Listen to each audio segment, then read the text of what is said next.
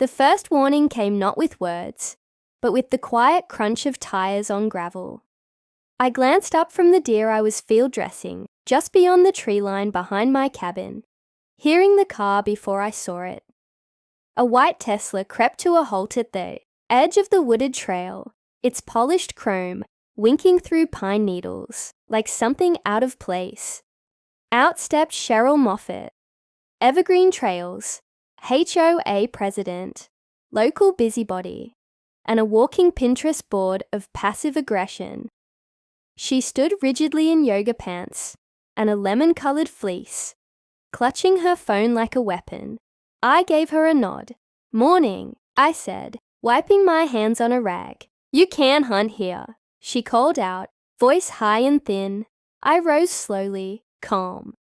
"County land. Open season. Got my tags." I patted the permit on my vest, laminated and legal. She sniffed. "Our community has hikers, families, children, and this isn't your community," I replied, nodding toward the thick tree line.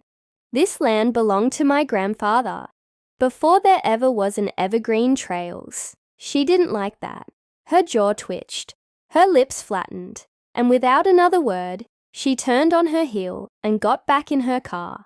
Tires whispered over the gravel as she vanished up the hill, her silence louder than any argument. I should have known it wasn't over. 2 days later, the letter arrived. Gold HOA crest, embossed in the corner, like some seal of royal decree.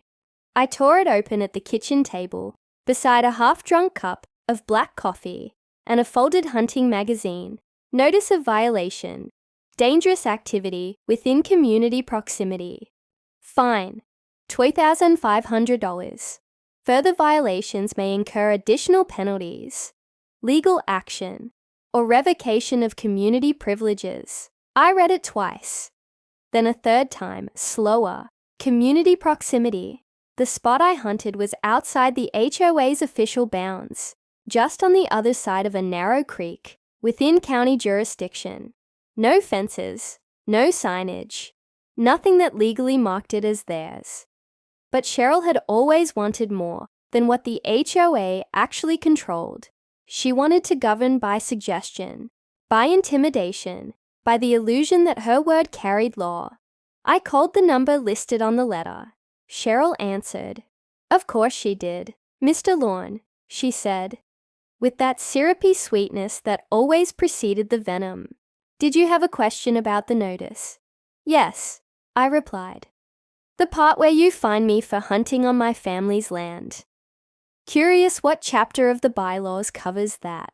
"We reserve the right," she said, already sounding bored, "to enforce rules that protect community well-being. That area is directly adjacent to a frequently used trail. You are carrying a weapon within sight of residential activity." I laughed. "You mean my 30-06? It wasn't pointed at anyone." "Optics matter," she replied. "You frightened several residents, so now you're legislating fear." Her tone chilled. "You have until the end of the month to pay. The fine or further action will be taken." The line went dead before I could respond. I stared out the window for a long time after that. The pines beyond the porch were thick and dark with spring rain, but I could still see the ridgeline beyond. Them, Crow's Bluff, rising like a forgotten crown above the neighborhood. The land where I had learned to track, to wait, to breathe with the rhythm of the earth. Land my grandfather had refused to sell, even when developers came with blank checks and hollow smiles. That bluff wasn't part of Evergreen Trails. It was mine, but I hadn't needed to remind anyone of that until now. The next morning, a new sign appeared at the head of the trail. "No hunting. Violators will be prosecuted to the fullest extent of HOA authority," nailed right into a tree trunk. That stood half on county land.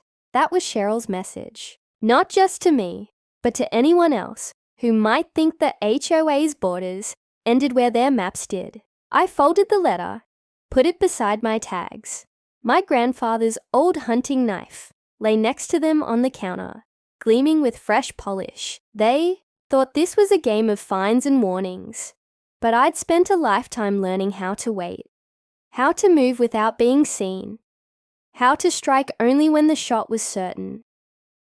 They thought they understood the land, but they didn't know who it really belonged to. Not yet. The HOA met every second Thursday in the community hall, an over-renovated craftsman-style building that reeked of lavender hand sanitizer and suburban delusion. I didn't usually attend, but this time I made an exception.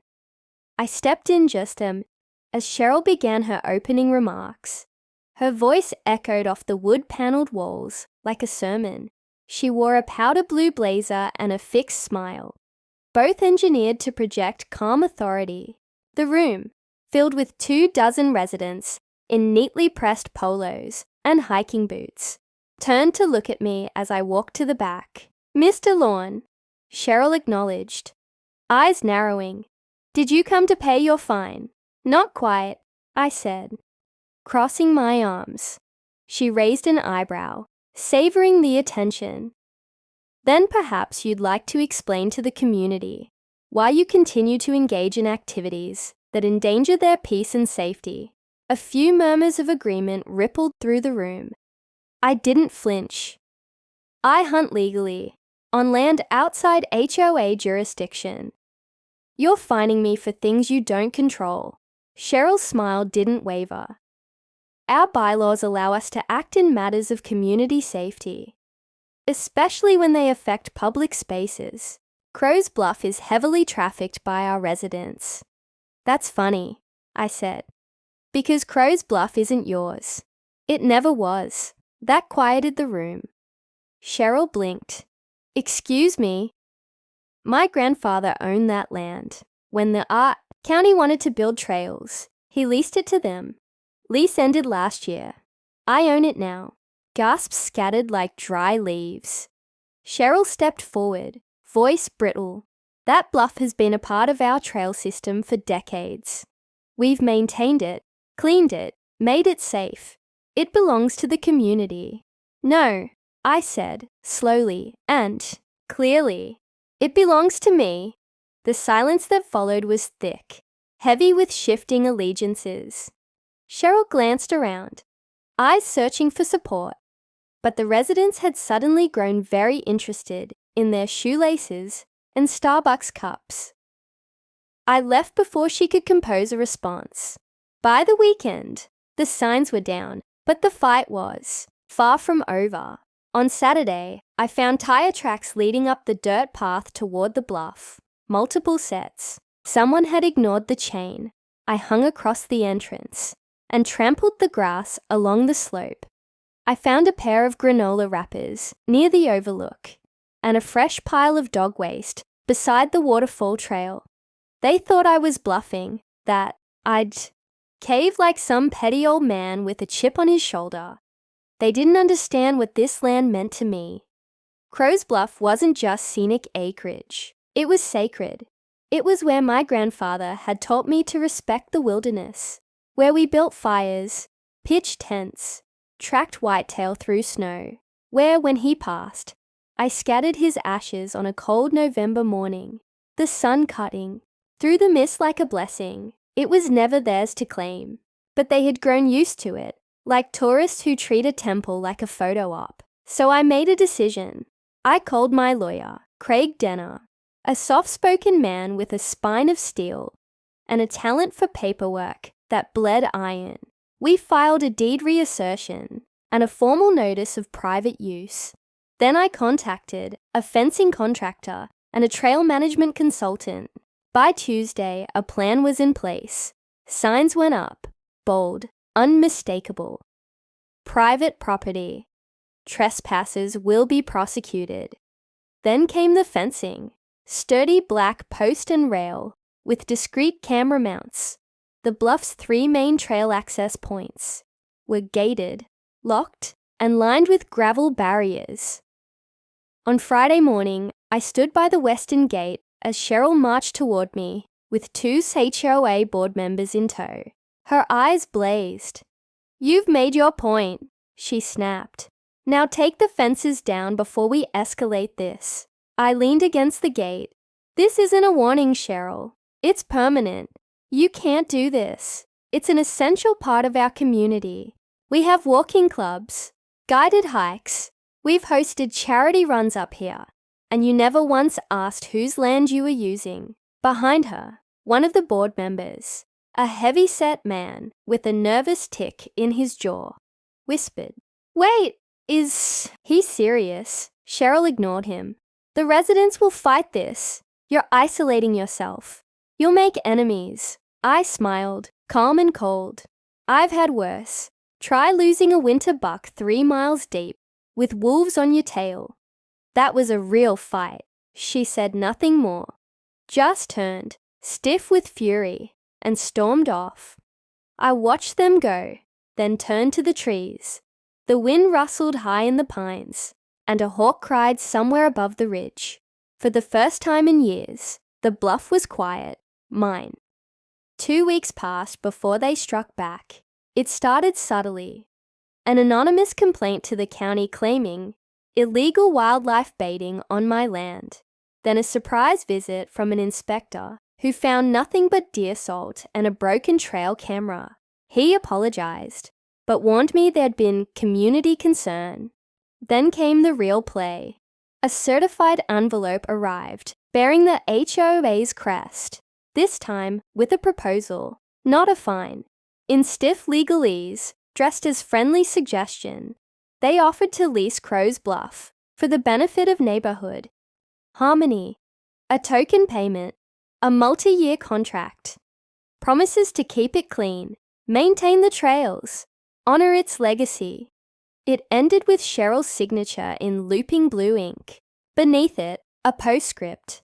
"Let's find a solution that honors both your family's history and the community's future."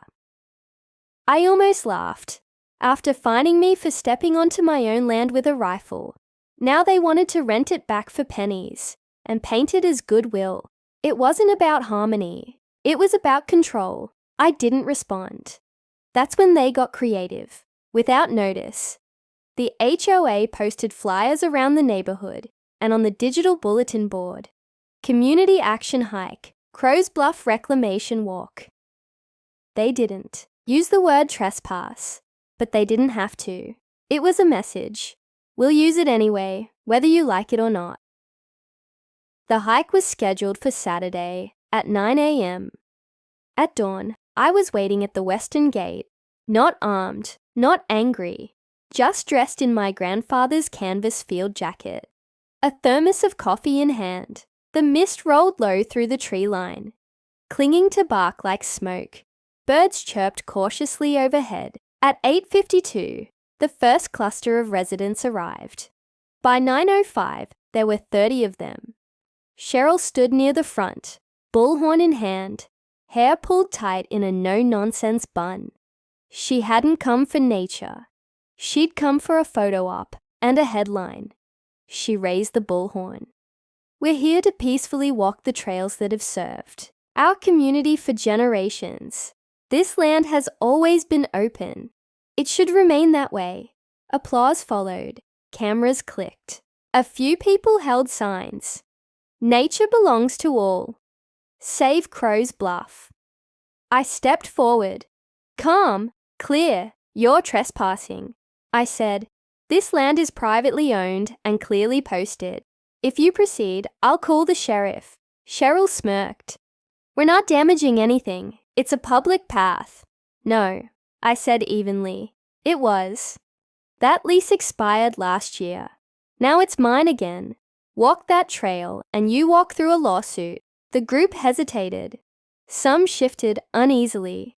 Phones lowered. One woman tugged her kid closer. Cheryl turned to rally them. "He's bluffing. There's no patrol, no signs of enforcement. He's trying to scare you." Behind me, an engine roared. A white sheriff's SUV rolled up the gravel road. Lights off but unmistakable. Deputy Harris stepped out. Broad, quiet, professional. He tipped his hat to me. "Everything all right here, Mr. Lawn?" Cheryl's face tightened. "Morning, Harris," I said, "and these folks are preparing to cross onto posted private property." The deputy looked at the crowd, then at Cheryl. "Ma'am, unless you've got written permission, I'm going to advise you to turn around. This is a civil issue, but one that can escalate quick. Trust me, you don't want that." Whispers fluttered. A few people began to drift back toward the parking lot. Cheryl opened her mouth to argue, but caught herself. Maybe it was the uniform. Maybe it was the sudden realization that this wasn't a game. She lowered the bullhorn. "This isn't over." "Didn't think it was," I said. They left, one by one. The signs stayed up, untouched. That night, I stood alone on the bluff. The moon hung low and swollen over the ridge, silvering the trees like frost. Coyotes called in the far distance, their howls echoing through the valley. My grandfather's bench, weathered but sturdy, sat at the edge of the overlook. I settled onto it, thermos in hand, and listened. No voices, no forced smiles, no faux unity meetings with lemonade tables and HOA newsletters, just the sound of the land breathing, undisturbed. This wasn't about pride anymore. It wasn't even about hunting. It was about roots, about not letting someone paint over the past because they preferred a sanitized version of it. They had tried to fine me into silence, tried to turn the community against me, but now they knew. This land wasn't a suggestion. It was a line they'd never cross again. And if they did, I'd be ready. The weeks after the reclamation walk were quiet. Too quiet. Cheryl hadn't made another public move, but I could feel the pressure shifting underground. The HOA stopped mailing notices, but they weren't finished. Like frost under soil, their tactics crept slowly. Letters to the zoning board, quiet whispers to local press, concerned parent calls to Fish and Game, all designed to box me in, make me look like a recluse with a grudge and a gun. But I didn't flinch. I kept walking the bluff, tending the land, restoring the trails on my own terms. I even built a small wooden overlook, modeled after the one my grandfather built decades ago, with a plaque carved into cedar, Crow's Bluff, as it was meant to be. Then one Thursday evening, I got a call. "Ethan, this is Deputy Harris." I sat up straight. "Everything okay? You'll want to see this. Check your email." I did. A photo was waiting. Grainy, night vision green. It showed two men, faces obscured by hoods, cutting through the eastern fence with bolt cutters. A time-stamped clip followed, one of them dragging a trash bag up the slope and dumping it near the overlook. "We pulled it off your new trail cams," Harris said. "You did install those legally, right?" "Fully compliant," I said. "What did they dump?" "Mostly garbage, broken beer bottles, cans, a rusted deer skull with red paint, trying to make it look like you're staging illegal kills. But there's no blood, no carcass, nothing fresh, sloppy." My jaw clenched. Was Cheryl involved? Can't say. No faces, no hard proof. But the HOA's getting desperate. "Thought you'd want to know." I stared at the screen. "I appreciate it. Just keep documenting. They're pushing, but you've got the law on your side. Don't give them a reason to twist it." That weekend, I invited some company, Maggie Ramos, wildlife ecologist, local legend, and one of the few people in the county whose opinion carried more weight than the HOA's newsletter. She wore hiking boots, a tan vest, and an expression that said she'd rather be tracking mountain lions than attending dinner parties. We walked the bluff together as I explained everything. Cheryl, the fines, the fake trash dump, the attempted smear. Maggie took notes, asked precise questions, and knelt beside the eastern ridge where the garbage had been scattered. They really thought this would stick, she said, holding up a painted deer skull with gloved fingers. This was probably a Halloween prop.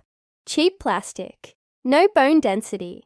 They were counting on people not looking too close. Well, I do look close. And I'll be writing a report that says there's no evidence of illegal activity here.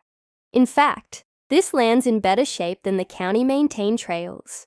You've restored habitats, cleared invasive plants. You've done more for biodiversity than the HOA ever has. I looked out at the trees, quiet and golden under the sun. That's all I wanted. You'll get it. They poked the wrong bear. The final blow came not from me, but from the community itself. The video footage, time-stamped, legally obtained, was submitted anonymously to the local news blog. Maggie's report, detailed and glowing, was attached. Within 48 hours, the story spread like wildfire. HOA sabotage? Private landowner fights back after attempted framing on restored bluff. The post went viral. Comments poured in. Supportive, furious, disillusioned. The HOA board called an emergency meeting. Cheryl didn't show up. By Monday morning, she had quietly resigned. No apology, no explanation, just a carefully worded letter about refocusing her energy and pursuing new opportunities in civic leadership. Typical, but it didn't matter. The community, most of it at least, stopped pushing. The hiking clubs found new trails. The angry emails dried up. No more fines. No more fights. And Crow's Bluff, it stayed exactly as it should. I built a new signpost by the western gate. Not flashy. Just carved oak with one sentence burned into date. Its face. Private land. Tread only if invited. Sometimes I do invite. A veteran and his daughter who lost their hunting grounds to development. A teacher who wanted her students to learn about native plants. A group of scouts who needed a trail to earn their conservation badge. But always on my terms. Always with respect. On the first frost of winter, I sat alone on the overlook again, thermos in hand, wind cutting through the pines, snow dusting the ridge like powdered sugar. I thought of my grandfather, how he used to sit right here, hands calloused, eyes squinting at the horizon like it held secrets worth waiting for. He once told me, the land doesn't need to shout to make itself heard. It just needs someone to listen. Now finally it could speak again, and this time, no one would drown it out.